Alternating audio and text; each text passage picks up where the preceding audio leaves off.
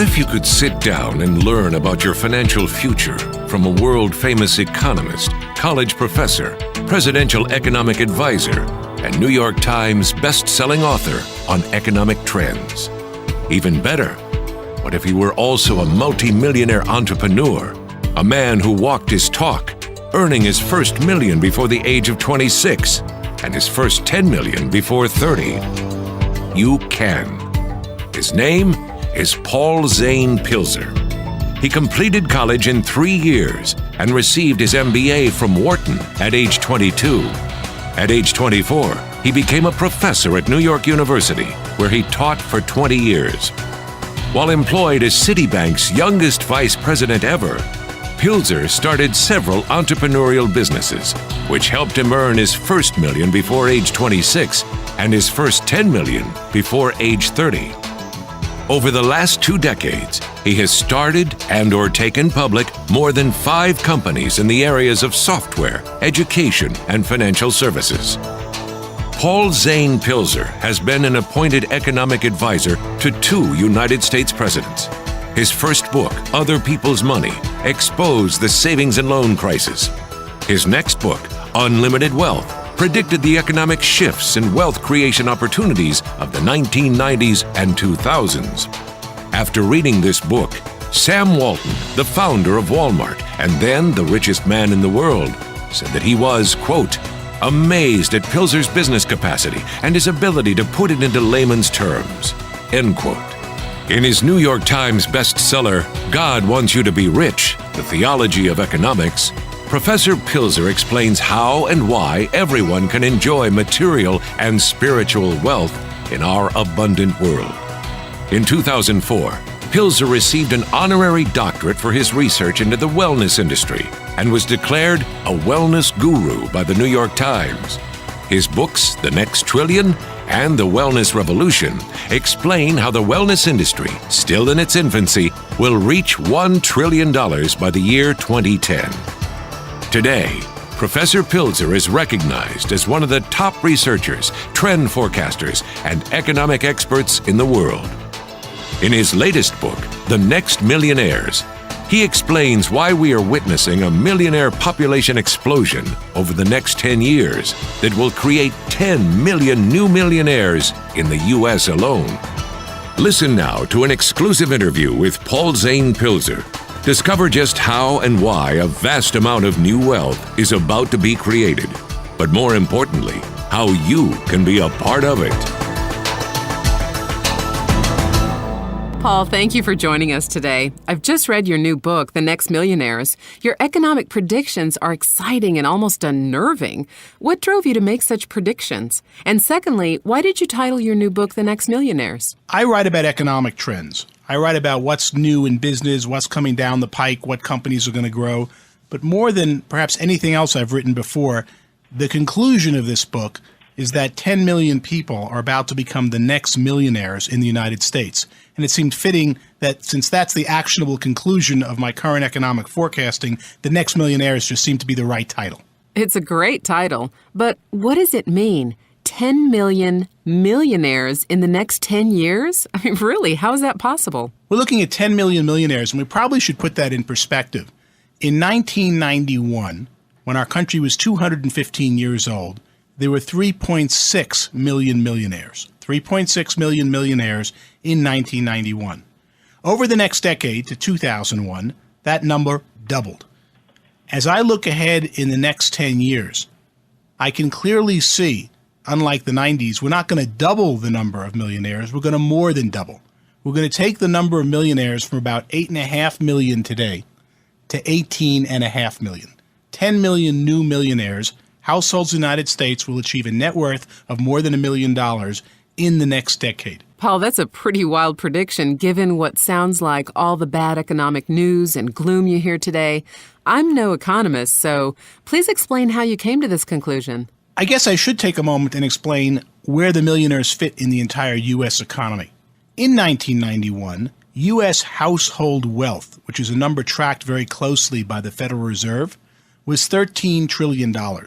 In 2001, household wealth had risen to $40 trillion, more than tripling from 13 trillion in 1991. From 2001 to 2005, we added another 8 trillion to household wealth. So today, U.S. household wealth is about $48 trillion. What I'm projecting, looking at the entire U.S. economy, is that in the next 10 years, from 2006 to 2016, we're going to increase U.S. household wealth from 48 trillion to 100 trillion. And actually, that really is a conservative number. Well, you should be asking, who's going to get the 52 trillion? About 10 trillion of the household wealth increase over the next decade will go to 10 million new millionaires. If you do the math, 10 trillion of household wealth divided by 10 million millionaires is $1 million apiece. Hold on. I'm not very good at math. Just what do you mean? We're going to create about 10 million millionaires, meaning 10 million families today who are not yet members of the $1 Million Net Worth Club are about to become new millionaires in the United States.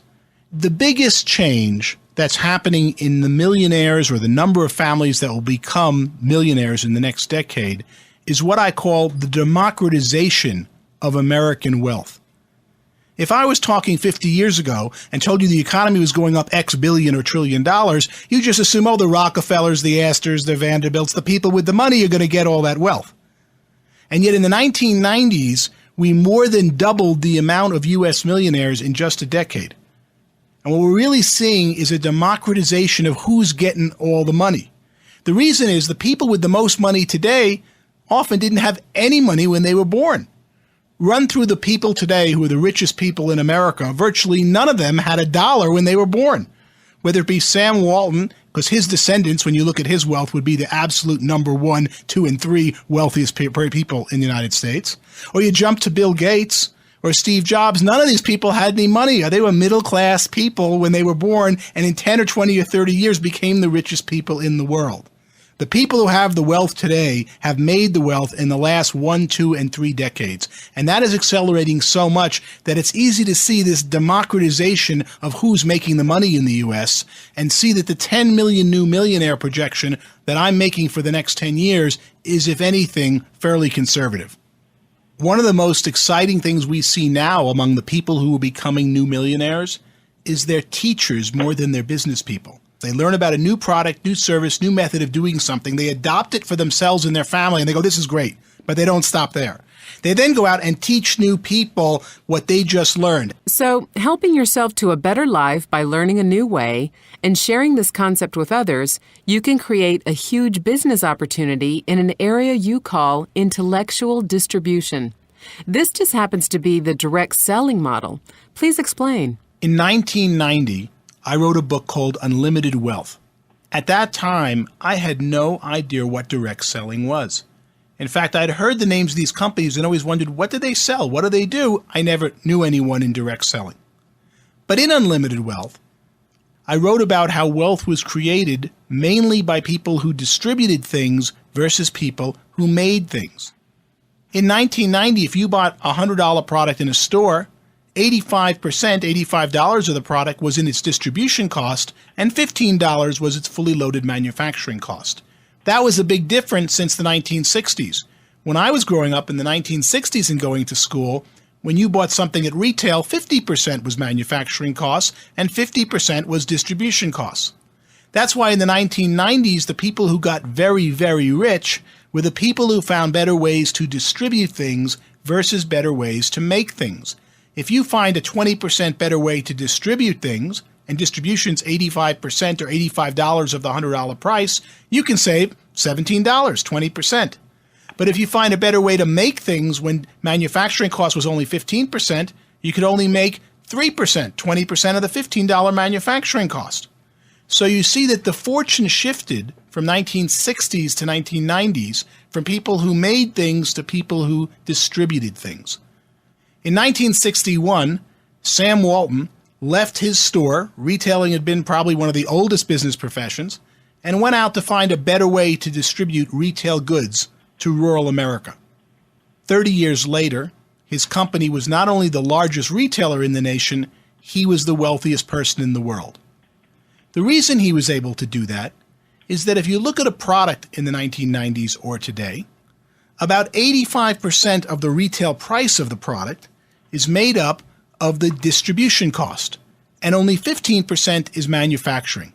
Or a man like Fred Smith in 1976 who started Federal Express, an airline that refused to fly people. It only flew little packages and envelopes and boxes, and he became an overnight billionaire. Or Ross Perot, who was known for EDS computer business, where he made $4.5 billion very quickly, but it's a computer business where he never made software and never made hardware. EDS distributed other people's hardware and other people's software to consumers who needed them. So the great fortunes in the 1990s, I said, would be made by people who distributed things. That's when I heard from the direct sales industry. And they said, you write about distribution, and that fits our model. I called this business physical distribution, the physical distribution of a product to a consumer, exactly what Walmart does. So people listening to this might think, oh, wow, distribution, I should go into Walmart. Not so fast. The opportunity I've been writing about for 2 decades in physical distribution and all those people who made fortunes in physical distribution has come and gone. Walmart does a very good job taking a very good product all the way from China and bringing it to every neighborhood in the United States. The opportunity in distribution still exists today, but it's not in physical distribution, it's in intellectual distribution. Teaching people about new products and services that they either didn't know existed or didn't know were now affordable. And intellectual distribution is where the greatest fortunes are being made and will continue to be made for at least the next 1, perhaps 2 decades. It's an interesting paradigm shift. Today, most money in the product is in whoever intellectually teaches you that the product exists or is now affordable, not who makes the product and not who physically distributes the product to your door. So the new trend is to distribute products made by other people. In other words, you're using your head, not your pocketbook. Intellectual distribution. What other major business trends can we take advantage of in the next 10 years? So what we see are 3 very interesting things happening that tell us where the great opportunities are going to be in the next decade. First, intellectual distribution. A second industry is the internet business. The internet business is about to go from the 5, 10, 15, sometimes 30 hours some of us spend on the internet per week to the 168 hours of the week. From when we go out to the dry cleaner and let them know we're coming, so they'll get it all ready for us and hand it when we get to the door, and they'll use our cell phone to swap and take the money so we don't have to handle the paperwork and the credit card. 2, we're thinking of a restaurant, and 5 will come on our internet handheld device and tell us where we want to go. 2, we're waiting for a bus, let the bus driver know we're coming here, don't go to stations where people aren't. The internet business is about to increase, I was going to say 5, 10-fold, but that's such an understatement. When you look how little the internet affects every aspect of our life, particularly the aspects where we spend money. We all talk about the internet. I think the last I saw was about 2.5% of retail sales. Well, all retail sales should be internet-based in some way because you can learn about it, you can process it, you can transact it, and you can see that the internet business itself is going to be a great opportunity area for any area of business and any people who get there first on the massive shift we're going to see where the internet becomes 168 hours a week of our lives and greatly improves our lives doing that. The third area is the home-based business move. Driven by the unit of technology shifting from the mainframe computer to the personal computer at our desk, wherever that desk is, home-based businesses now can have equal or better technology. Remember, years ago they used to say, oh, he worked at home, like there must be something slow. He can't get the job at Citibank. There's something wrong with them. And of course now the sharpest, richest, and the best people we know in economics are the people who work at home. See the dramatic shift we've had to what it means to work at home versus work at an office in just the last 10 years. So home-based business boom, internet business boom, intellectual distribution boom, these are all the driving things that are going to drive so many different industries and create so many of the next 10 million millionaires we're about to create in the United States. Paul, that all sounds great. But how can the average person take advantage of today's new technologies, build a business, and still have time for their families? That phenomenon with home-based business is just getting started. And it's being led by the people who start companies. Underlying the shift to home-based business is a massive shift in technology. When I got out of school 30 years ago, they made tools for people who worked in big companies. Today, they're focused on an individual user making an individual Apple or IBM PC and a better and better tool for that person, and that person's totally connected to every other PC through the internet. And you see right away that the unit of technology has changed from an IBM 370 mainframe that cost $2 million and served hundreds of thousands of people to a $400, $500. Sometimes you could really splurge on a PC today and spend $1,000 and get something much more powerful than the IBM 370 mainframe of before. But more important, when you have that powerful computer tool, you're at the cutting edge. You can now do business far better than someone who's working in a large company, who has to deal with the overhead, has to deal with getting to work every day. I mean, 25% of the workday is spent just getting to and from work. And then another 50% inside the workplace is wasted having a good time talking to people. But some people go, I really don't want to have a good time in this office. I want to be with my kids. I want to take them out and play. I want to work at home, and I want to go to work on the 30 seconds it takes me to walk to the area of my home I call my home office. I want to do my work in an hour or two, and I want to get back to be with my family. And for those people, home-based business today is not just a lifestyle, it's also the most efficient way to do business. And it's all driven by the fact that the unit of technology that everyone's focusing on to make better is not a mainframe computer or a big office building. It's a person individually working one-on-one, either alone or in an office, but obviously that person can work much better at home. Working from home sounds great. I know you work from home. So what do you love the most about working out of your house? I love working at home, and I love it the most when my daughter or son comes in and goes, "What are you doing, Daddy?" And they know that I'm on the phone. They have to wait. And that makes it more special because since they're not allowed to talk when I'm working on the phone, they wait a few minutes. And then when I'm done and put the phone down, boy, are they excited. Because not only am I focused on them, I made it valuable that time we're about to spend together. They don't just take for granted that Daddy's there to take them biking, take them skiing, and do all the great things we do. They know I work, they see me work, and they really appreciate the time even more that I spend with them as I do. There's not a chance I could ever do that if I had to go to an office or work outside of a home. And why the real values of a home-based business, even though most people today do it because they make the most money with the least amount of overhead, the real values come from having your family watch you work, and as they age, if they choose to come into the business and work with you. That's incredible. Being able to do business yet spending valuable time with your kids. Is that what direct selling is all about? In your new book, you really single out direct selling as the preeminent form of home business that will produce so many of these new millionaires. So what is at the core of direct selling that makes it such a powerful business for our times? If you talk to a manufacturer today, they will tell you that the greatest bottleneck they have is not the great new products they make, it's how to teach people that they exist. People like to do things the old way. They learn something like, I just learned how to do that, but there's a new method. No, it can't be. I learned it only 3 months ago. If it must be new to me, don't tell me there's something new. People fight change. We all have this nostalgic, like just because grandma did it that way, it must be better. It's interesting. From baking to driving or anything, we have this nostalgic view that the good old days were better. Well, the good old days had manure in the streets, diphtheria, polio was the big thing. You went to church on Sunday and prayed when they told you a third of the kids would get polio that it wasn't your kid. That's how good the good old days were. The days today are so much better, and yet people have this nostalgic leaning for the old days, and that causes them to fight change. They don't want to learn a new method. They're going to shut down. They fight learning new things. They look for things that reinforce the old method. And television, radio, surfing the internet, even reading a book or magazine to some extent is something they do passively that is not where they're going to learn a new way of doing something. The only way we have currently that teaches people the new method is one-on-one communication. Something happens that my biology friends say has to do with pheromones, where they meet someone and there's something in a one-on-one meeting in a room. It's why people fly across the country, even though we all have video conferencing in business, but they have to fly to go meet someone for something real important, because there's something that we don't know how it all goes, but when the people get one-on-one, that's when you got a chance to change the way someone's doing something.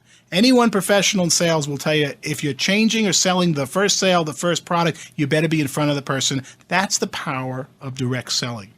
Direct selling is both the oldest method of sales or communications before any type of technology, but it's also the new and the only method we have today to change someone's paradigm, to teach them about a new product, new service, new method, new way of doing something that they weren't going to get by just reading a magazine, by going on the internet and surfing, and certainly not by watching television. It's the opportunity that we see so many Fortune 500 companies jumping onto, because the Fortune 500 companies are realizing that they come out with these new products and services. Their engineers do a tremendous job designing and building the product, but then they have no way to tell the customer it's really a different or better product other than one-on-one communication. And there's something so truthful about one-on-one communication. You can't lie. You can always get someone to make up one ad or one type of TV commercial and claim this or claim that and multiply it by millions, but it doesn't work one-on-one. Because one person goes out and throws out some new idea and the person goes, that doesn't make any sense to me. You demoralize them. Next person, that doesn't make any sense to me. And all of a sudden, after 3-4 times, the guy doesn't want to go out and sell it anymore because he knows it's not making sense to the people they're communicating with. So we find that direct selling is both a pure and the best and most efficient method of teaching people about new products and services that will improve their lives. And it's no longer people doing direct selling like it might have been 30, 40, 50 years ago outside of the big companies. We see the largest corporations in America lining up to get their products distributed via direct selling. Direct sales seems to be the wave of the 21st century and how people are going to distribute new products and services. And the greatest opportunity is going to be in products and services that don't yet exist. People in direct sales tell me, Paul, what should I be selling 10 years from now? I go, ask me 5 years from now, because that's when it's going to be invented. So you can't see into the future, huh? But you can make predictions by recognizing historic economical trends. You've spent your life researching these trends and teaching millions how to take advantage of them. As an educator, you inspire, motivate, and most importantly, teach people how to better themselves. Is this why you're truly dedicated to the direct selling industry? One of the things I like so much about direct selling is that people think they're learning some business or some product, but what they're really learning is how to learn new things. Direct selling, someone spends some time and teaches you something and is really teaching you not just to know how to do it, but how to go out and teach it to other people. And in doing so, they're also increasing your generic skill base in your ability to learn new things and then to teach other people new things. Okay, Paul, one last question if you don't mind. Bottom line, what made you take time out of your incredibly busy schedule to write The Next Millionaires and to do this interview with us today? What's the real mission in it for you? It is my sincerest hope that in the knowledge that you've learned here today, some of that knowledge will spur you to take action to becoming one of these new 10 million millionaires. Because while you go out to become a millionaire often for your own gain or your own family or to spend more time with your kids, ultimately the people that drive our economy, the people that make the best food, housing, shelter, and happiness for my kids and all the other kids and people in the United States are the people who are the new millionaires. For they're the ones who go out and take the initiative to bring a better service or product at a lower price to millions more consumers. So when I say I sincerely wish that you become one of the 10 million millionaires, I don't just mean it like I'd like to see you get rich. I'd like to see you go add to the U.S. economy to have a better life, because that's what's going to happen if you become one of the next 10 million millionaires. You greatly improve the lives of everyone in our great nation and everyone in your local community. I wrote the book, The Next Millionaires, to bring it down to an individual level. Because to sit here and tell you that household wealth is going from 48 trillion to 100 trillion is a ho-hum number. Or that the U.S. gross domestic product is going from $13 trillion a year, 14 trillion to 25 trillion, you go, oh, okay, that's good. But when I start talking about individuals and that there'll be 10 million people making $1 million new net worth in the next 10 years, that's when you can relate to it. Now I understand why I need to take action now to do something to make sure I'm one of the next 10 million millionaires, as opposed to worried about gross domestic product or household wealth or all the other things economists like me love to deal with. As an economist, we deal with the billions or trillions of growth in our economy. But people aren't worried about the economy, they're worried about their economy. More than anything else, what can they do in this new economy? How can they succeed and take care of their families? We are entering an era right now that there will be 10 million new millionaires created in the United States in just the next 10 years. And I find when I bring it down to that personal level, the numbers take on a whole new dimension. For people can now see in the trillions of household wealth or trillions of gross domestic product, more importantly, where they fit, where their opportunity is, what they're doing now, and how they can become one of the next 10 million millionaires about to be created in the United States. Well, Paul, you have really opened my eyes to what could be a bright new future. I know that I would certainly love to be one of those next 10 million millionaires. Thank you so much for being here with us today.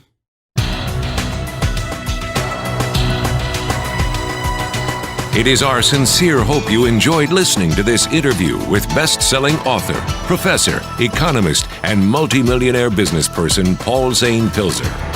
For information on starting a new business, please contact the person who gave you this program.